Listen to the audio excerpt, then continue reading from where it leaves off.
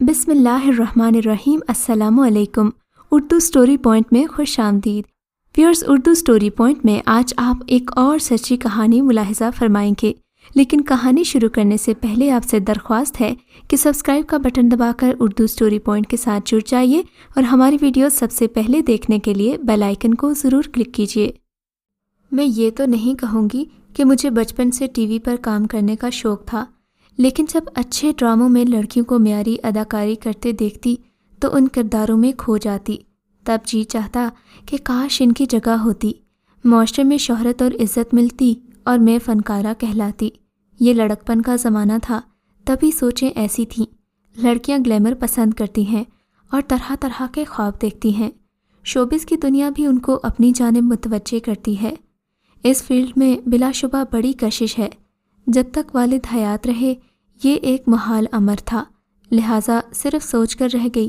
تعلیم کی طرف توجہ رکھی کہ کبھی اگر ایسا خیال بھی والد کو پتہ چلا تو وہ سوچ پر بھی پہرا بٹھا دیں گے۔ ان کی وفات کے بعد ان دنوں کی معصومیت کو یاد کرتی ہوں تو رونا آتا ہے۔ اصل میں غربت ہوتی ہی مصیبت ہے، کتنوں کو اجاڑتی ہے اور کس کس طرح انسان کو ذلیل کرتی ہے۔ والد کی وفات کے بعد رفتہ رفتہ مالی حالات خراب ہوتے گئے اور نوبت فاقوں تک آ پہنچی۔ مجھے اپنی والدہ اور چھوٹے بہن بھائیوں کی خاطر گھر سے قدم باہر نکالنا پڑا۔ گریجویشن کر چکی تھی، ملازمت کے لیے کئی جگہ درخواستیں دیں، نہیں ملی تو سخت مایوسی ہوئی۔ ایک دن ایک بہت بڑے شاپنگ مال میں جا گھسی اور ریڈی میڈ ملبوسات کی دکان پر چلی گئی۔ یوں ہی غم غلط کرنے کو ہینگرز میں لٹکے ہوئے لباس الٹ پلٹ کر دیکھنے لگی۔ جب دیکھا کہ مالک سٹور میں موجود ہے تو جی میں آیا کہ ملازمت کے لیے معلوم کروں۔ اتنا بڑا شوروم ہے اور کئی لڑکیاں یہاں خصوصی لباس پہنے گاہکوں کو ملبوسات دکھا رہی ہیں۔ ان کو ملازمت کرنے میں آڑ نہیں ہے تو مجھے کیوں؟ عزت سے روزی کمانا تو انسان کا حق ہے۔ یہ سوچ کر میں کاؤنٹر کی طرف بڑھی۔ وہاں مالک اپنے ملازمین کی کارکردگی چیک کرنے کے لیے بیٹھا ہوا تھا۔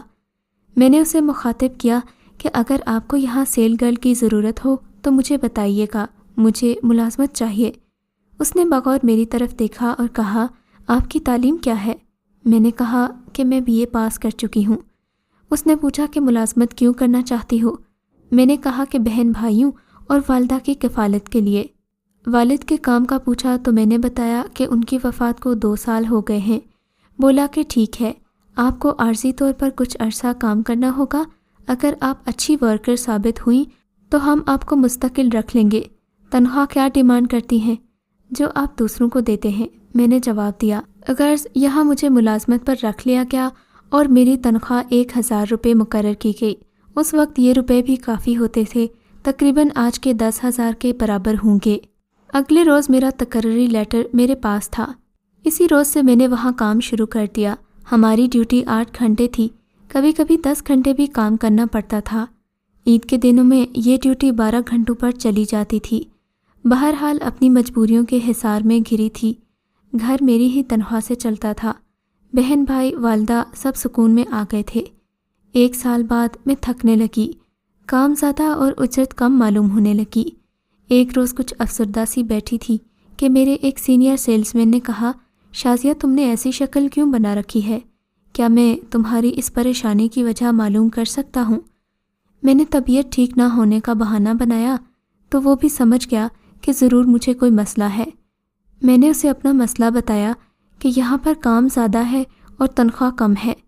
کہنے لگا کہ تم مالک سے اپنی تنخواہ بڑھانے کی ڈیمانڈ کرو، ایسا نہیں ہوگا کہ تم چپ بیٹھی رہو اور تمہاری تنخواہ یہ لوگ بڑھا دیں۔ یہاں پر ایسے ہی ہوتا ہے، جو چپ رہتا ہے اس کی بات کوئی نہیں سنتا۔ لیکن مجھے ہمت نہیں ہوئی کہ میں جا کر مینیجر سے خود بات کروں۔ میں نے قاسم سے کہا کہ تم ہی میرے بارے میں بات کرو، یہاں تمہاری اچھی سنی جاتی ہے اور مینیجر تمہاری بات مان لے گا۔ اس نے خیر میری درخواست باس تک پہنچا دی اور انہوں نے میری اچھی کارکردگی کی رپورٹ دیکھ کر تنخواہ میں اضافہ کر دیا، لیکن صرف 200 روپے۔ اس اضافے پر میرا دل ٹوٹ گیا۔ سوچا کہ اب کہیں اور ملازمت کرنی چاہیے۔ باس کو تو کوئی احساس ہی نہیں کہ کوئی کتنا محنتی اور ایماندار ہے، ان کو بس اپنے بزنس کی ترقی سے غرض رہتی ہے۔ بہرحال میں قاسم سے اس دن بہت مشکور رہی۔ میں خوش تھی کہ اس نے کم از کم میری سفارش تو کی۔ قاسم بہت خوش پوشاک تھا، اچھی شکل و صورت تھی اور جلد ہی ہر کسی کا دل مو لیتا تھا۔ سب اسے پسند کرتے تھے اور یہ دوسروں کے کام آتا تھا۔ اسے بات کرنے کا ڈھنگ آتا تھا، تبھی میں بھی اسے پسند کرنے لگی۔ میری عادت تھی کہ میں کسی سے فری نہیں ہوتی تھی۔ بہت سے لڑکوں نے قدم بڑھائے مگر میں نے کسی کو لفٹ نہیں دی، بس اپنے کام سے کام رکھتی تھی۔ میرے ساتھ کام کرنے والے لڑکے کہتے کہ بڑی مغرور ہے، نہ جانے خود کو کیا سمجھتی ہے۔ سب نے کوشش کی، جب میری طرف سے توجہ نہیں ملی تو مایوس ہو گئے۔ اب کوئی مجھ سے زیادہ بات نہیں کرتا تھا، مگر ہاں قاسم کامیاب ہو گیا۔ اب میں اس سے بات کرنے لگی۔ جب اسٹور پر رش نہ ہوتا تو ہم فارغ بیٹھے ہوتے، وہ میرے پاس آ کر بیٹھ جاتا، ہم باتیں کرنے لگتے۔ بالآخر میں نے اسے اپنے حقیقی حالات بتا دیے۔ رفتہ رفتہ ہمدردیاں محبت کے پاک جذبے میں تبدیل ہو گئیں۔ وہ کہتا کہ تم فکر مت کرو، جلد والدین کو رشتے کے لیے تمہارے گھر میں بھیجوں گا، مگر ایک شرط ہے کہ تم یہاں کی ملازمت چھوڑ دو۔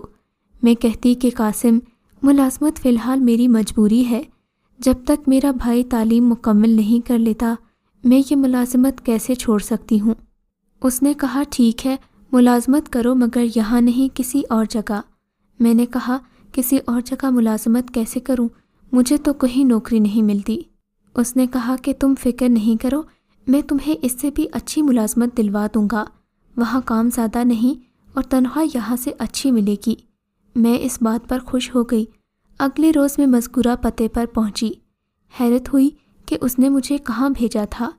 یہ ایک اشتہار بنانے کی کمپنی تھی جس کا مالک قاسم کا دوست تھا۔ دفتر میں اس کا دوست موجود تھا مگر قاسم نہیں آیا۔ تھوڑی دیر بعد وہ بھی آ گیا۔ کس نوعیت کا کام ہے؟ میں نے پوچھا۔ اشتہار بنانا ہے ایک مشہور برانڈ کی کمپنی کا، اس میں بس 1-2 منٹ بولنا ہے۔ بس تم نے کریم کی تعریف میں 2-3 فقرے بولنے ہوں گے اور بس۔ میں نے پوچھا معاوضہ کتنا ملے گا؟ کہنے لگا کہ جتنی تمہیں سال بھر کی تنخواہ ملتی ہے۔ تو کیا مجھے اشتہار میں کام کرنا ہے؟ لیکن لوگ دیکھیں گے۔ خوشی کے ساتھ ساتھ مجھے پریشانی ہو رہی تھی، مگر قاسم نے کہا کہ تم ایک معیاری کمپنی کے اشتہار میں کام کرو گی، صاف ستھرا اشتہار ہے، اسٹور پہ کھڑے ہو کے لوگوں کے ساتھ سر کھپانے سے بہتر تو یہ ہے کہ تم یہاں چند فقرے بول دو۔ تم جوں مشہور ہوتی جاؤ گی، موازنہ دوگنا چوگنا ہوتا جائے گا۔ کوئی کام برا نہیں ہوتا، انسان خود اچھا ہونا چاہیے۔ اپنا ایک فوٹو سیشن کروا لو۔ کچھ دیر سوچ کر میں نے کہا کہ میں ذرا امی سے پوچھ لوں، بھائی بھی کہیں پریشان نہ ہو جائے۔ قاسم نے کہا ٹھیک ہے۔ اس کا دوست بولا دراصل تمہارا چہرہ بہت فوٹوجینک ہے، ایسی ہی صورت کی لڑکیاں یہاں کامیاب ہوتی ہیں، خوش شکل مگر معصوم صورت۔ بس کل ذرا ٹھیک ٹھاک کپڑے پہن کر آنا اور ہلکا سا میک اپ کر لینا تاکہ فوٹو اچھے آ جائیں۔ میرے من میں قاسم سے شادی کا خواب سجا ہوا تھا۔ اس کی ہر بات مانتی گئی۔ دوسرے روز وہاں چلی گئی۔ اس کے دوست نے مجھے ویلکم کہا اور ایک چائے منگوائی۔ میری فوٹو کھنچوائی گئی۔ میری فوٹوز کسی ڈرامے کے پروڈیوسر نے دیکھی تو اس نے کہا کہ ہمیں ڈرامے میں مرکزی کردار کے لیے ایک ایسی ہی لڑکی کی تلاش ہے جو خوبصورت ہو مگر معصوم بھی ہو۔ تبھی اس کی نظر مجھ پر ٹک گئی۔ اس نے کہا کہ وہ مجھے اپنے ڈرامے میں مرکزی کردار دے گا۔ اس کی اچانک آفر پر میں بوکھلا گئی، مگر میں نے تو کبھی اداکاری نہیں کی اور نہ ہی مجھے اداکاری آتی ہے۔ اس نے کہا کہ میں آپ کو سکھا دوں گا، اداکاری کوئی مشکل کام نہیں ہے، ہم رہنمائی کرتے ہیں تو اناڑی بھی اداکاری کرنے لگتے ہیں۔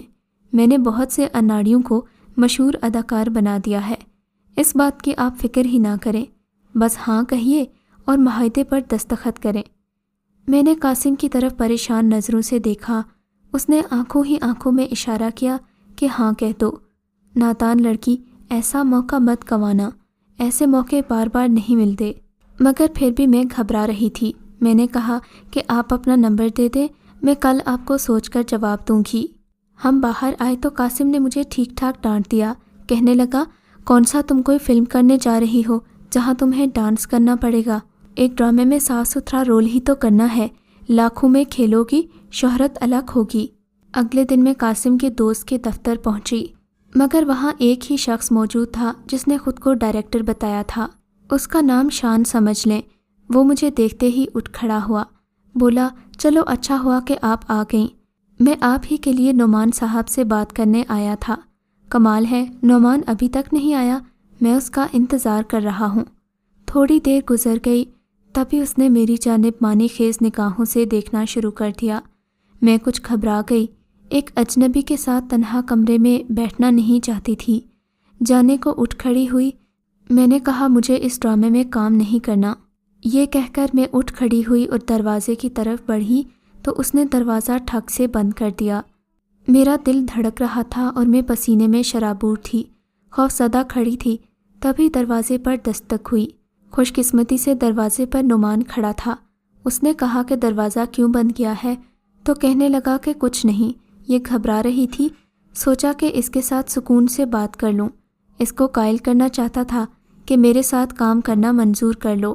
اس نے کہا کہ ٹھیک ہے، اس بارے میں ان سے بات کر کے تمہیں فون پر اطلاع کر دوں گا، اب تم جاؤ، اب مجھے ان سے اپنے اشتہار کے بارے میں بات کرنے دو۔ وہ چلا گیا تو نعمان نے میری گھبراہٹ دیکھ کر کہا کہ تم ڈرو مت، یہ ایسا آدمی نہیں ہے، یہاں پر پرائیویٹ میٹنگز کرنا ایک عام بات ہے، لیکن ہاں میری بات غور سے سن لو، قاسم ٹھیک آدمی نہیں ہے، اسے تمہاری عزت کا کوئی پاس نہیں، وہ صرف تمہارے ذریعے دولت مند ہونا چاہتا ہے اور اسی لیے تمہیں لایا ہے تاکہ تم سے خوب پیسہ کما سکے۔ یہ بات سن کر میں رو پڑی، میرے تو خواب میں بھی نہیں تھا کہ کوئی ایسا کہے گا۔ اس نے کہا کہ میں قاسم کا دوست ہوں، دراصل بچپن میں ہی ہم ایک محلے میں رہا کرتے تھے اور میں اس کے ساتھ میٹرک تک پڑھا تھا۔ وہ آ کے تعلیم جاری نہیں رکھ سکا مگر مجھے دل کی ہر بات بتاتا ہے۔ تمہارے بارے میں وہ مخلص نہیں ہے، تم سے شادی کا ارادہ بھی نہیں ہے۔ ہاں ہو سکتا ہے کہ کسی دن وہ تمہاری غفلت سے فائدہ اٹھا کر تمہاری محبت کے پاک جذبے کو خاک میں ملا دے۔ میری بات کا یقین نہیں ہے تو تم خود سن لو۔ یہ کہہ کر اس نے قاسم کو فون کیا اور سپیکر کھول دیا۔ اس شخص نے قاسم سے میرے بارے میں کافی بےہودہ انداز میں گفتگو کی۔ اس بات پر دکھ نہیں تھا کیونکہ وہ تو غیر تھا، مگر آگے سے قاسم کا جواب سن کر میں حیران ہی رہ گئی۔ کہنے لگا اسے کچھ کام وام دو تاکہ پھنسی رہے، اچھی قسمت ہوگی تو کامیاب رہے گی ورنہ تمہارے وارے نیارے ہو جائیں گے۔ غرض اس نے 2-4 باتیں ایسی کہیں جو میں یہاں بتا بھی نہیں سکتی۔ میری آنکھوں سے آنسو بہنے لگے۔ نعمان نے فون بند کر کے بغور میرے چہرے کی طرف دیکھا۔ میں نے کہا میں یہ کام نہیں کروں گی، مجھے کوئی شوق نہیں ہے شوبز کا، کسی اسکول میں کم تنخواہ پر ٹیچر ہو جاؤں گی۔ یہ کہہ کر میں کرسی سے اٹھنے لگی تو بولا ذرا ٹھہر جاؤ، میں نے تم سے ایک بات کرنی ہے۔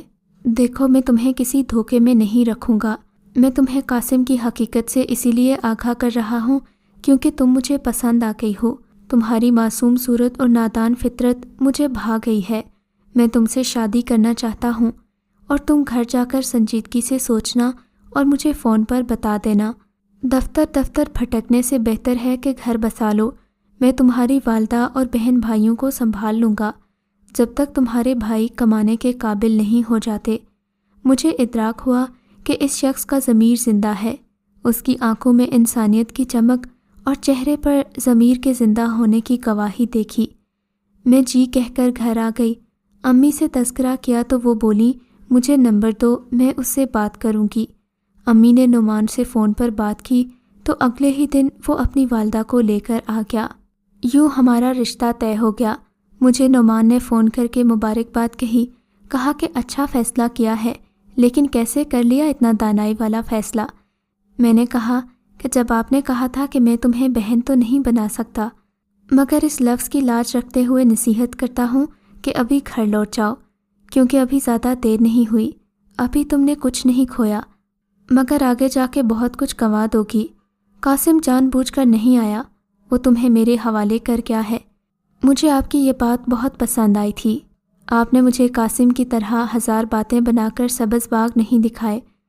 کہنے لگے کہ شکر ہے تم نے عقل سے کام لیا، ورنہ تم جیسی لڑکیاں جو دوسروں کی باتوں میں آ جاتی ہیں عموماً عقل سے پیدل ہوتی ہیں۔ خدا کا شکر ہے کہ آج میں نعمان کی بیوی ہوں۔ ہماری شادی کو 15 سال ہو چکے ہیں۔ وہ بہت اچھے انسان ہیں اور اچھے برے کی پہچان رکھتے ہیں۔ میں ان کے ساتھ بہت خوش ہوں۔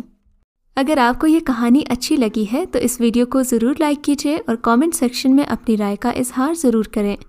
اس طرح کی مزید کہانیاں سننے کے لیے اردو سٹوری پوائنٹ کو سبسکرائب کریں۔